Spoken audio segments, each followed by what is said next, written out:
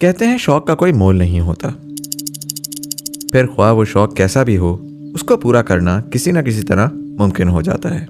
ये शौक पैदा कैसे होते हैं, इस फलसफे की तह तक तो शायद कोई भी नहीं पहुंच सका। जुनून, लगाव, मोहब्बत या फिर महज तजस्सुस। मेरा नाम एजाज़ अहमद है और मुझे कीड़े पकड़ने का शौक़ है। कहानी शुरू करने से पहले मैं एक इम्पॉर्टेंट फैक्टर आपको ज़रूर बताना चाहूँगा। ये कहानी किसी लाहौर, कराची या इस्लामाबाद के लड़के की नहीं है जिसके पास प्राइवेट स्कूल, ट्यूटर्स या कंप्यूटर जैसी फैसिलिटीज़ अवेलेबल हो। ये कहानी ज़िला स्वाबी के एक छोटे से गांव डागई की है।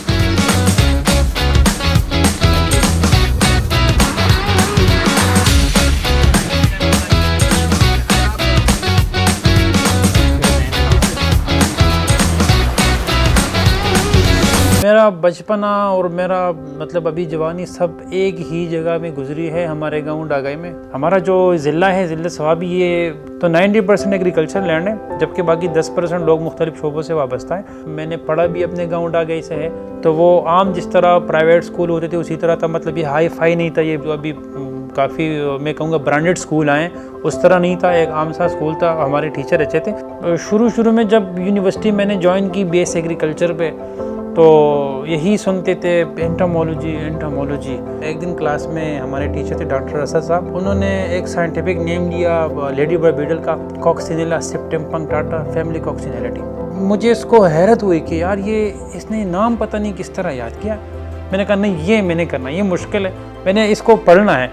यूनिवर्सिटी आते हुए रास्ते में इंसेक्ट देख के उसकी तस्वीर बनाई, उसके मुतालिक पढ़ लिया। एक आम सा घरेलू जो मक्खी है उसकी आंखें मैंने देखी, उसकी आंखों के अंदर मज़ीद आंखें। वहीं से बस मैंने कहा अब मैं इन्हीं को पढ़ूंगा। तो फिर एक ज़िद के तौर पे मैं आ गया, अब मैं आके इसी का हो गया हूँ। अब अक्सर लोग पूछते हैं कि स्कोप क्या है। बस स्कोप उनके जहन में ये है कि पढ़ो, नौकर बन जाओ, पैसे कमाओ। मैंने ये नहीं सोचा कि आगे जाके इसका मुस्तकबिल क्या होगा। अब ये एक ऐसा इलाका है जहाँ की टोटल इकोनॉमी एग्रीकल्चरल है और जहाँ पर इंटरनेट जैसी बेसिक फैसिलिटीज़ कुछ अर्सा पहले तक अवेलेबल नहीं थी। अब आप खुद सोच लें कि वहाँ के सादा लोगों को कोई भी अनोखा काम करता नज़र आ गया तो वो उसका क्या हश्र करेंगे।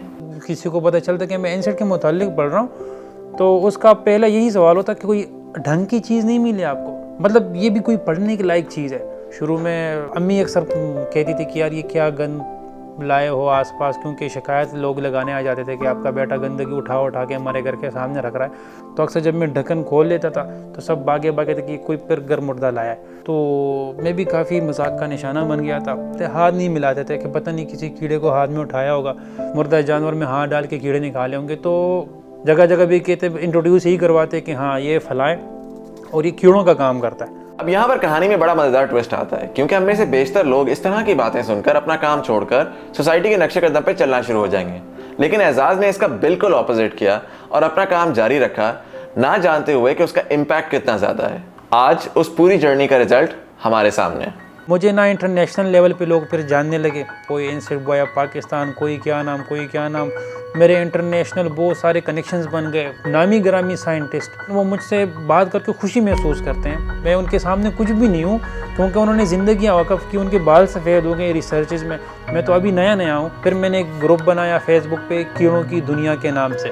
तो वहाँ पे इब्तिदाई 4-5 मेम्बर्स जो मुझे जानते थे आए, फिर कम्यूनिटी बढ़ती गई, तकरीबन 1 लाख होने वाले हैं। अब जो एक बंदा मुझ पे हंसता था, अब 1 लाख ख़ानदान मुझसे सीख रहे हैं। अक्सर ऐसे लोग हैं जो बराह रास्त ग्रुप में नहीं है, लेकिन वो चीज़ें अपने बच्चों को पढ़ाते हैं। तो ये मेरे लिए सबसे ज़्यादा खुशी की बात है। 22 ऐसे इंस्टीट्यूट हैं जो कुछ साइंस के लिए नए थे, जो कुछ पाकिस्तान के लिए नए थे। तो तकरीबन ये 5 पेपर पब्लिश हो चुके हैं, मज़ीद भी कुछ अप्रूव हो गए हैं और कुछ सबमिट हैं और इसी तरह रिव्यू के हैं।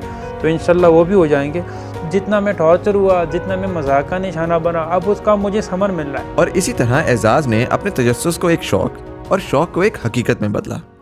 आज एजाज रिसर्च कर रहा है और साथ ही लोगों में इन कीड़ों के बारे में अवेयरनेस भी क्रिएट कर रहा है। हम सब के अंदर कहीं ना कहीं एक एजाज छुपा है, जिसने किसी न किसी मौके पर वसाइल की कमी का बहाना बनाकर या मुआशरे के तानों से तंग आकर अपने तजस्सुस को एक लंबी नींद सुला दिया। तो जान लें कि अब भी वक्त है, क्या पता आपकी जीत भी बस चंद कदम पर हो।